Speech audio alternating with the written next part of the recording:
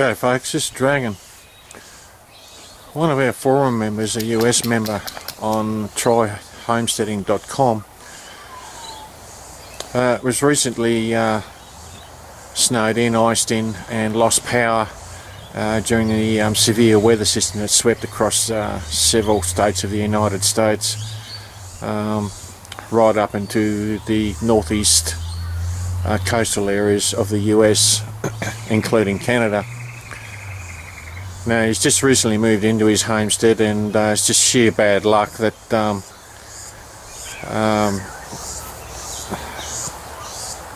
working with other priorities, that the loss of power caused him a little bit of grief with generators. So as a part of that, and I know the power system between Australia and the US are vastly different, I did promise Maine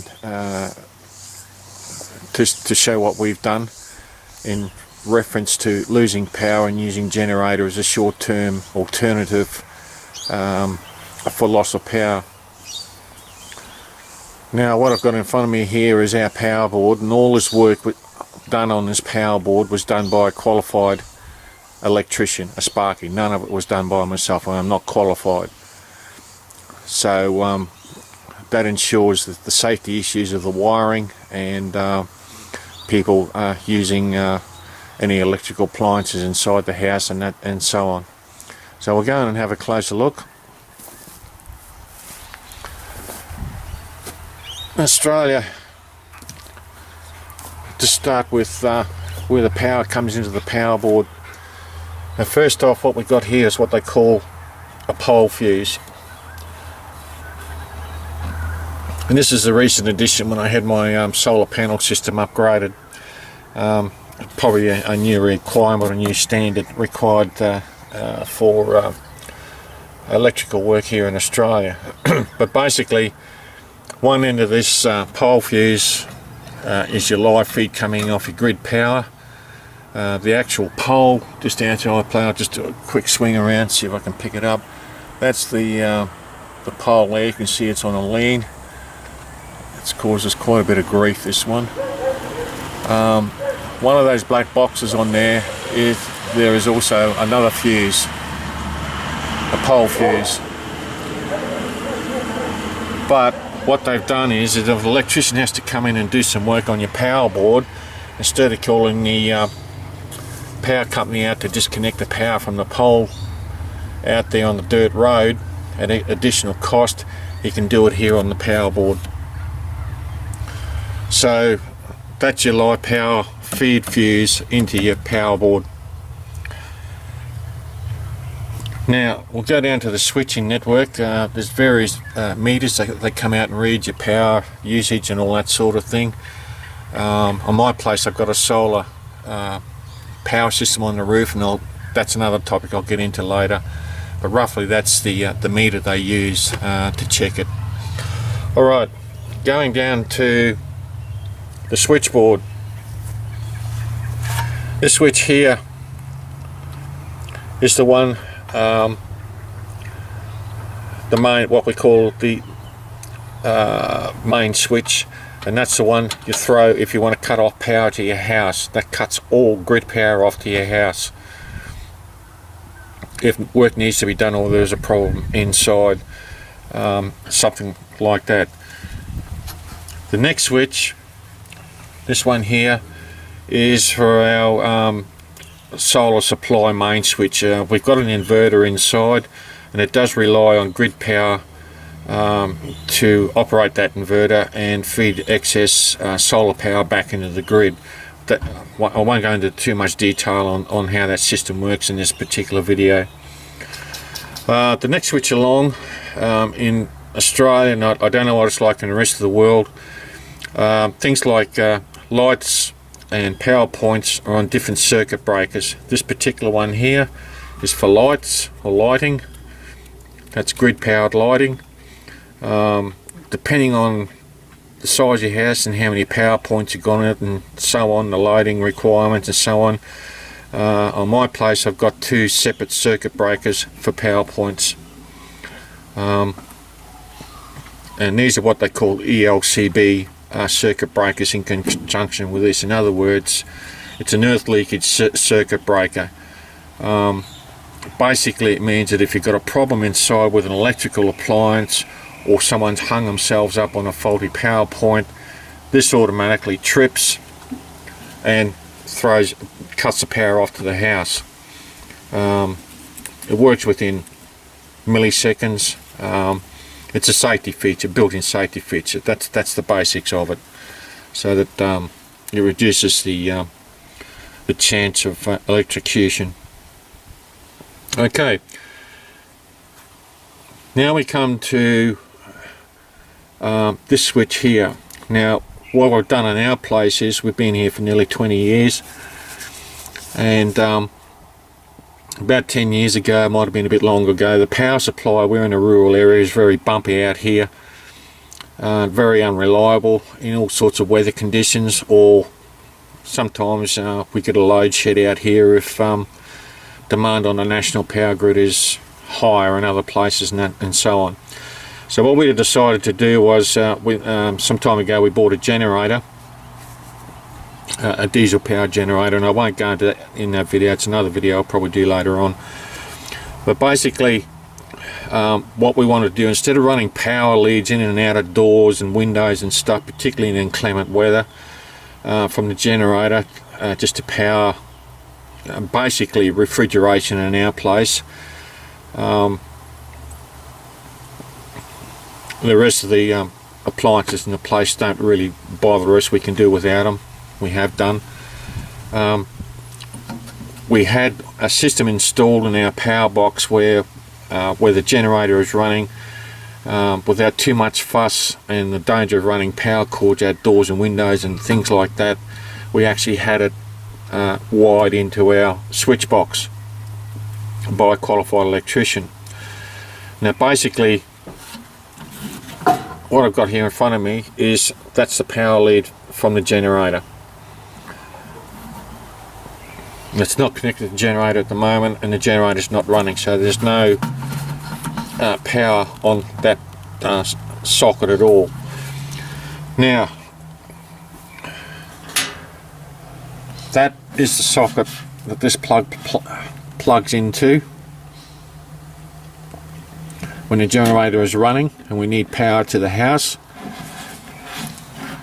I just leave that laying in the bottom of the switch box or fuse box, whatever you want to call it. And the Australian standard is, I don't know if you can see it there in the video, hang on. It's basically single phase 3-pin. This one is a 10 amp socket. I did query the electrician about that. You know, with certain appliances on in the house. For multiple appliances, this was 10 amps enough, and he assured me it was, so I had to go by his word. He's more qualified than I am. Certainly in the times we've had to use our generator, we've had to use high consumption devices in the house. It hasn't caused us any problems. Alright, so for argument's sake, I won't actually throw any switches on this circuit breaker because we've got gear going inside. First thing I do is, if we have a power failure, I'll fire up the generator, but I will not connect the power cords until I connected this end first. So that plugs into there, like that. What I then do is, the main supply circuit breaker, it's currently on at the moment, just flick that down and cut the grid supply to the house. The reason why that is if for some reason during the time that generator is running, or you're setting this up, the grid power comes back on, yes, you've got problems. The generator we've got is a 5 kVA diesel generator, and effectively what you're doing, if this is still on, you're trying to feed it back into the grid, and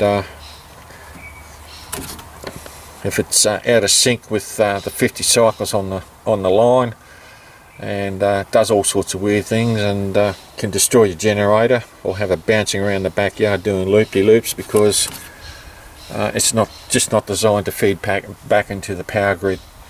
So the first thing I do after I've connected that there, the generator's up and running, but I haven't got power coming to this lead, letting the generator warm up and settle down. Throw the main circuit breaker off. That isolates the house from the grid supply so you can run your generator. I also throw the solar supply switch for the inverter. That is switched off, so I'm not feeding generator power back into the inverter, which then produces grid power back out. It's a type of system we use. I won't go into too much details, but needless to say, with the generator you can't have your solar system on, your inverter on. Okay, moving along.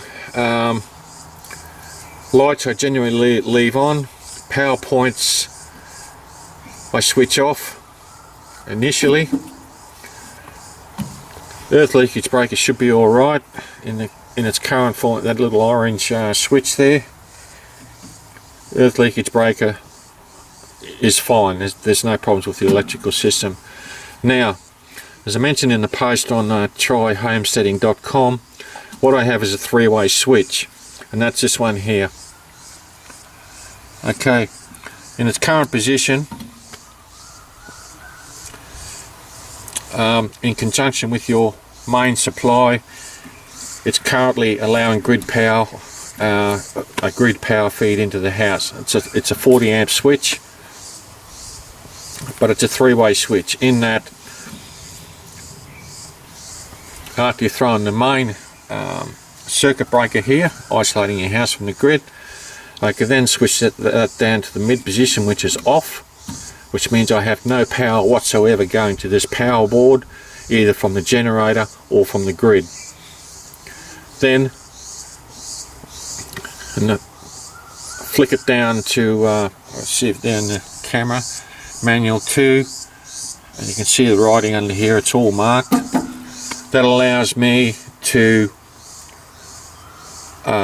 feed power into the house from the generator, completely isolated from grid power. It's just another safety feature. I did specifically ask for the electrician to put that in to give me that option. Okay, the next one along is what they call a surge protector. Now out this way we get a lot of power surges, brownouts. It's a very old power infrastructure out here, but usually during inclement weather or high winds, and trees coming down across power lines and stuff, occasionally we get surges, and that is there to protect the solar inverter. Considering it costs around about $6,000, it's something you really don't want to blow with a surge or a brownout. The next one along, and I had to ask for that to actually specifically be fitted as part of the solar system. I would have thought it would have been standard, common sense prevails. Obviously not these days. So moving along, the hot water system. Now we've got a solar hot water system on the roof, works off solar, but it also has a heating element or a booster in it for overcast days or extremely cold weather, just to bring the heat the water up to the required specifications for health reasons. Currently we're in our summer and I've got it switched off because we're getting enough sunlight to produce enough hot water. Alright, the power cord, and as Tihopo mentioned on that particular thread, the ones I'm using are outdoor ones, specifically designed for the outdoor, thicker insulation, UV protected against sunlight. And another one I've got here, I'll just show you. That's the female plug that goes into the power board, and as you can see there, probably in the camera, it's molded plastic around the electrical wiring contacts inside, so that makes it, or helps to keep it water and weatherproof. It also has a lip around it, so if you need to plug an extension lead onto it, that also helps to keep water out of the contacts between your male and female connector in there. And that's it there. Yep, it's rated at 10 amps. The 15 amp ones tend to have, in this country, a much wider earth pin on it. The earth pin being the one at the bottom there, the vertical one at the bottom. And the generator itself only has 10 amp GPOs on it. Alright, that's the end that goes into the power board.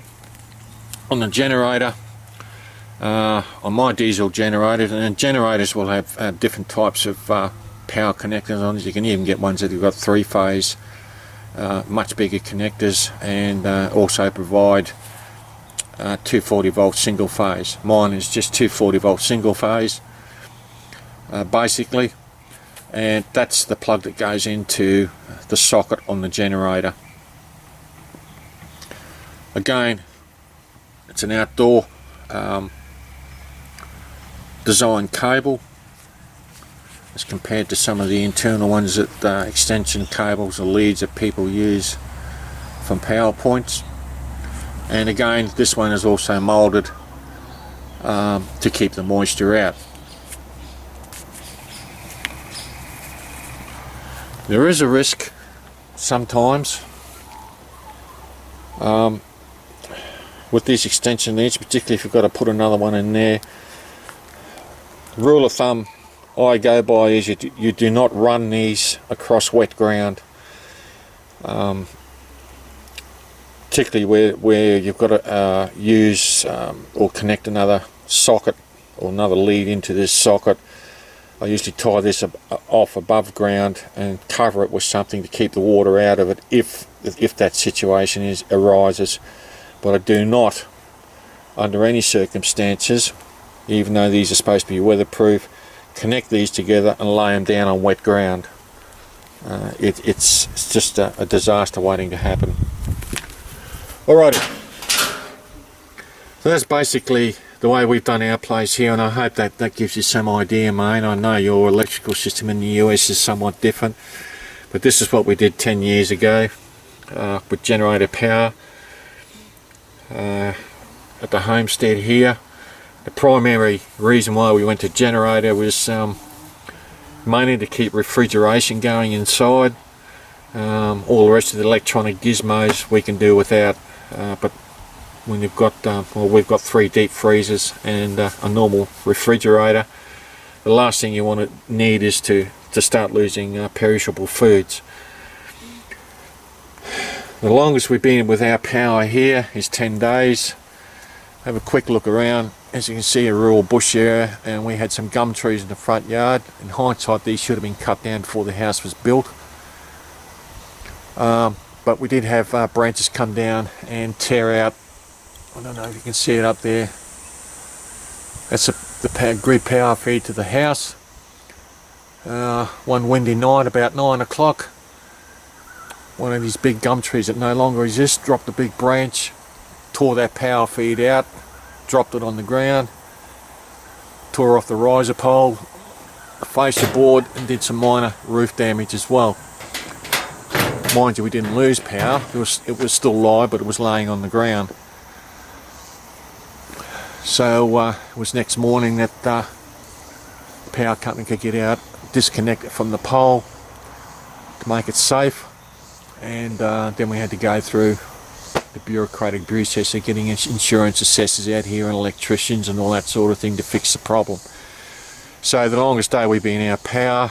During that time we had some severe weather, and we had to try and get a tree lopper in to take out the tops of some of these trees so that didn't happen again.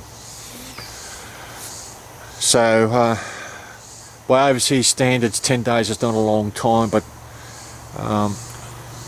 we were on generator power here for 10 days. That's our longest time. There are other occasions we have had to use generator power during power blackouts. The last one, another tree came down and I don't know if you can see there, that's the grid feed. Tree came down around about here somewhere. It was a dead tree. Had a very strong easterly blowing and tore that complete power run down, going probably 100 metres off to my right, another 50 metres off to my left. Tore the whole lot off, all the poles, and we had that draping across our front fence and gate. And we assumed at that point that it was still live, or parts of it. It's actually three-phase.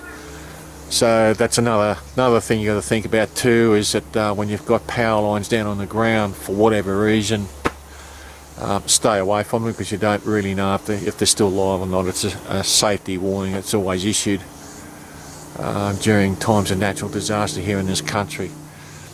But on that particular occasion, it blacked out about 500 homesteads in the area, tore up the junction pole about 50 metres off to my left, and took just over 24 hours for the power company to come out and fix. Now, rule of thumb is that if we lose power here, I don't race out straight away and start the generator up. I usually wait a couple of hours, see what the duration is like, and it looks like running past 3 hours depending on ambient temperatures. Then I'll start the generator up to keep the refrigeration going. The lifestyle we lead here, yes, power is a convenience, but we're not reliant on it. There is a difference. And our power consumption here, we live a lifestyle where our power consumption off the grid is very low.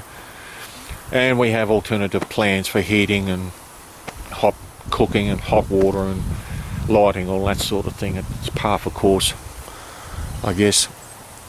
So, Main, that's briefly what we've done. That might give you an idea. As I said, I know you do have a different power system in the United States, but that's what we've done here, and it's worked under times of disaster where we've lost power out here. Withstood the test of time, and we've never had any problems with it using generator power on the house. The one thing that you've got to remember too, folks, that certain grid powered devices, appliances in your house, with generators, a lot of them use inverter technology these days, in that basically our power grid here uses 50 cycles, and it works something like this, where you've got what they call a pure sine wave. Just follow my finger there, I should have drawn it actually, but some inverters are pure sine wave. They're more squared off like this. Still 50 cycles, but it's not a pure sine wave. Now, some power appliances don't like this, and it can actually damage them, so you really got to do your research. And there are appliances on the market today that are more generator friendly than they were, say, 10 or 15 years ago. Some appliances we found at our place that don't work too well off the generator are microwave ovens. It's not a necessity, it's more of a convenience. Certainly the clothes dryer we have to use sometimes when we've had a few days of rain, washing clothes. But generally speaking, things like washing machines, the computer when it's on, TV when it's on, we don't have a problem with it. Alrighty, so that's basically it, mate. That's what we've done. I'll do a later video on the type of generator we've got. People have different types of generators, different requirements, power requirements and so on and that sort of thing, but it's worked under the test of fire, so to speak, for us. We haven't had any problems with it, and maybe this will help you out with your situation. I'll be back in a sec, and I'll just show you something else.